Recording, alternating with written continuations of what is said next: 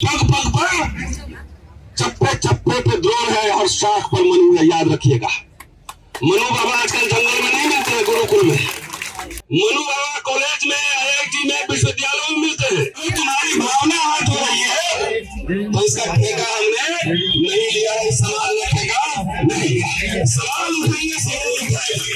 मैं जानता हूँ कि कुछ लोग कायर लोग होते हैं, छुपके और झुंड में वार करते हैं।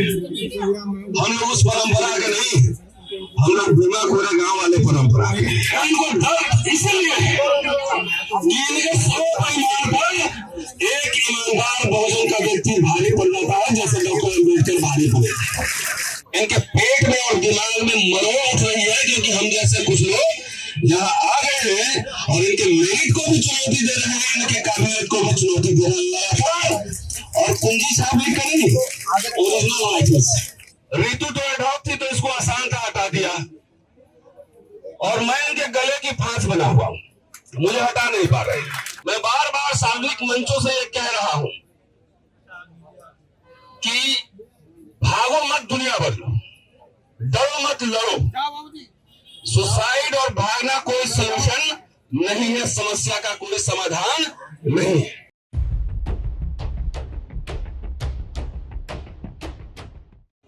जो असमानता में और श्रेणीगत विषमता में विश्वास करते हैं, तो मैं समझता हूं कि ये जो संघर्ष है ये कोई नई नहीं है। हम लोग इस युग में इसको आगे बढ़ाने की कोशिश कर रहे हैं। इसलिए सबसे पहली बात है, डरना नहीं है, डरना मना है। अभी फिर कुछ दिन पहले, 2-3 दिन पहले हमने सुना कि आईआईटी में ज्यादा हो रहा है, मेडिकल कॉलेज आईआईटी में ज्यादा हो रहा है। एक बच्चा ने फिर सुसाइड किया है। मैं बार बार सार्वजनिक मंचों से ये कह रहा हूं कि भागो मत, दुनिया बदलो, डरो मत, लड़ो। सुसाइड और भागना कोई सलूशन नहीं है, समस्या का कोई समाधान नहीं है। जितने टॉर्चर हमारे छात्रों को किए जा रहे होंगे, उससे कम करने की कोशिश हमें नहीं हो रही है। अब 10 साल से हो रही, बचपन से देखा है। लेकिन डरे नहीं, लड़े और लड़ ही रहे। ऋतु तो एडॉप्ट थी तो इसको आसान था, हटा दिया। और मैं इनके गले की फांस बना हुआ हूं, मुझे हटा नहीं पा रहे।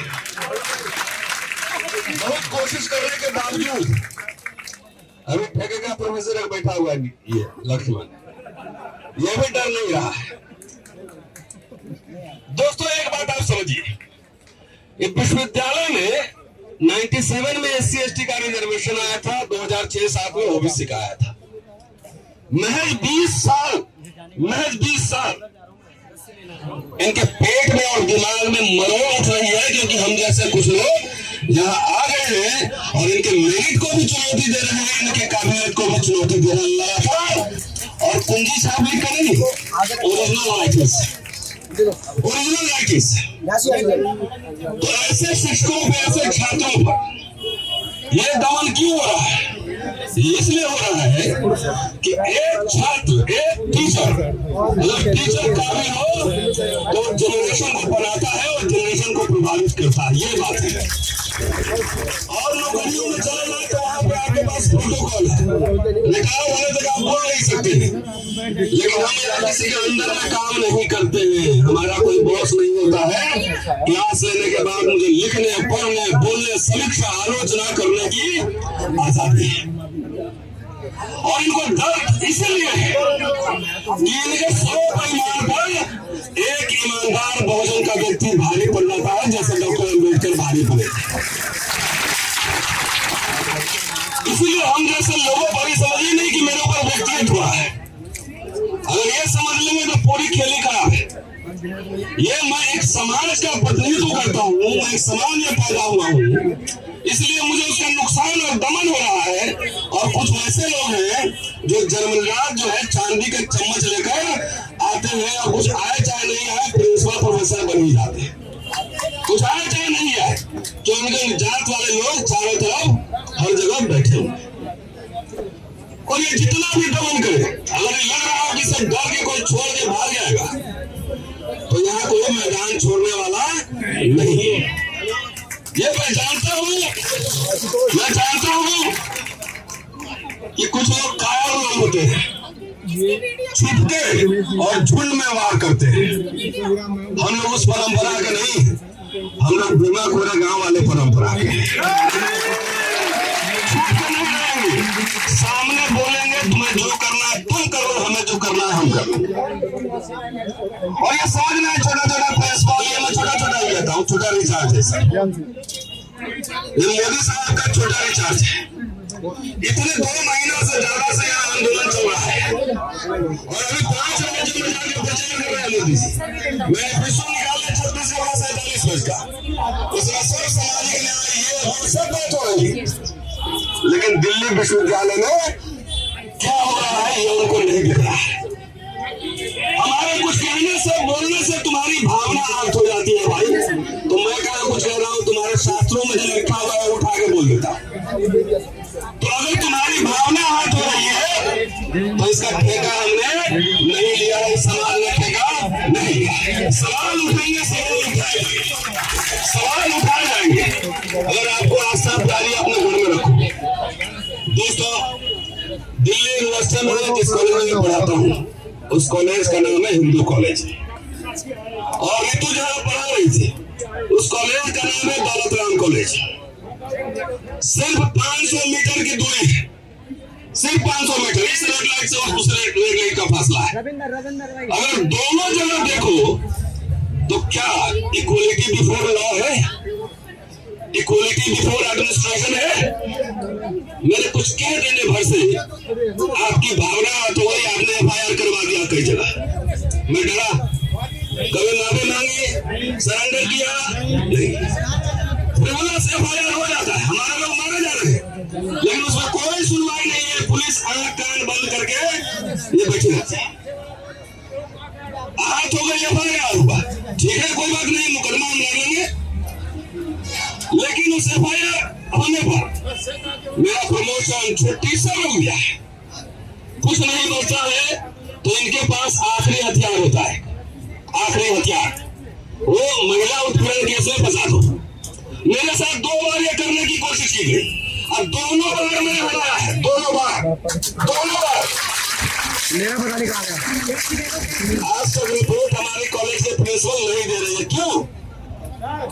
इतना ताकत है तुम्हारे प्रशासन में कि रिपोर्ट को खाली देकर मुझे देखो, छुट्टियां नहीं मिलती है किताब लिखने के लिए। अब कुंजी साहब प्रिंसिपल चेयर पर है, कुंजी साहब मैं कह रहा हूँ, मैं सार्वजनिक चुनौती दे रहा हूँ, सार्वजनिक, कि अपने पूरे एकेडमिक क्रेडेंशियल हम जनता के बीच दिखा दे, और मैं भी दिखाता हूँ। चुनौती है, मैं इस्तीफा कर दूंगा। मेरिट का मेरे बराबर तोड़ दिया। ये बात रेफरेंस बार बार देना इसलिए जरूरी है कि 500 मीटर दूर पे सविता राय पर क्रिमिनल केस, क्रिमिनल चार्जशीटेड है, चार्जशीट दर्ज हो चुका है, लेकिन वो प्रिंसिपल बन के बैठी हुई है और मुझे इसकी बात चांसलर ऑफिस से चिट्ठी रेफर नहीं कह रहा है कि आपका प्रमोशन नहीं होगा। अरे प्रमोशन आता जाता रहेगा, उसकी चिंता कौन करता है? हमारे कॉलेज में तो 200 टीचर होंगे, तो 200 में से कितने लोग को जानते हैं? लेकिन हम लोग जाते हैं तो रेलवे स्टेशन, बस स्टॉप सब पे 10-20 लोग मिल जाते हैं। तो असली प्रोफेसर बने, असली ये है, कुंजी छाप लोग प्रोफेसर नहीं हो सकते, वो डेजिग्नेशन ले सकते हैं, इंक्रीमेंट ले सकते हैं, लेकिन प्रोफेसर का तात्पर्य ज्ञान से है, तार्किकता से है, बुद्धि से है, इससे है। ये टिक नहीं सकता। सार्वजनिक मंच में बहस करा लो, अगर पब्लिक में आके सिर्फ 10 मिनट बोल दे, 10 मिनट में कह रहा हूं तो मैं मान जाऊं।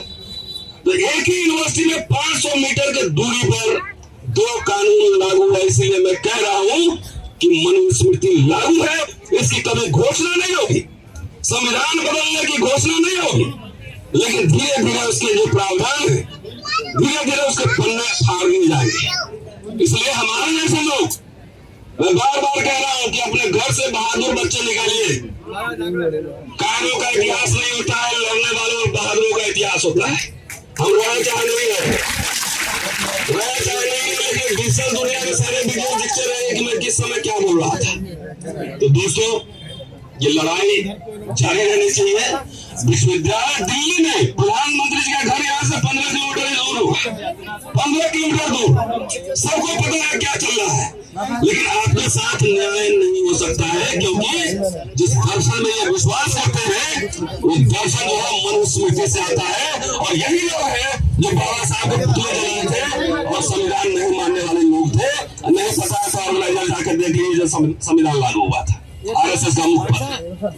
तो हमें कोई कंफ्यूजन नहीं है। बोलते हैं ना कि अगर कबूतर आंखें छुपा ले रेत में और बिल्ली नहीं खाए तो कहीं ये प्रॉब्लम बिल्ली का नहीं कबूतर का है। तो हमें ये पता है कि आगे क्या क्या होना है, आगे क्या क्या होना है। एक ही जिंदगी है, एक ही जिंदगी है, कोई अमर होकर नहीं जाएगा, सबको मिट्टी नहीं मिल रहा है। तो जिंदगी लंबी नहीं, महत्वपूर्ण होनी चाहिए, मीनिंगफुल होनी चाहिए। साथियों, लड़ाई ऋतु अपने लिए लड़ रहे नहीं, ये आने वाली पीढ़ियों के लिए लड़ा जा रहा है।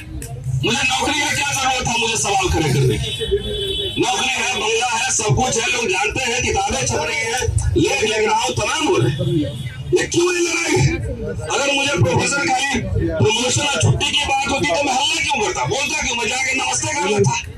लेकिन ये कभी नहीं होगी, क्योंकि बाबा साहब ने बार बार लिखा है, एक लाइन बार बार लिखा है कि रोटी से अधिक महत्व स्वाभिमान का होता है। उन्होंने कहा था जब गांधी से मिले थे कि कोई भी स्वाभिमानी दलित इस देश पर गर्व नहीं करेगा, कोई भी नहीं करेगा। मिस्टर गांधी आया, नो होमलैंड, इन्हीं का लाइन है।